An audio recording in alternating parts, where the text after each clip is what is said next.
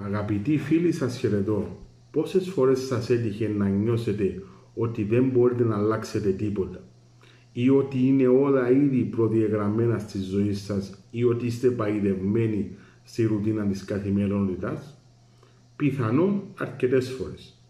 Είναι όμως αυτά όντως αλήθεια ή πιθανόν αυτό να είναι ο φόβος σου να απομακρυνθείς από τη ζώνη άνεσης σου, δηλαδή την ασφάλεια και τη σιγουριά που ήδη βιώνεις, που ήδη ζεις.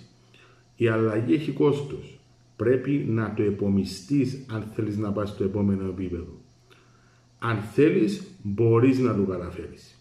Έχεις τη δύναμη. Μην περιμένεις όμως τη σωστή τη στιγμή. Δημιούργησέ τη.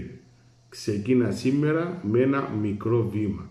Γιατί αυτό το βήμα μπορεί να είναι ικανό να αλλάξει τη ζωή σου για πάντα.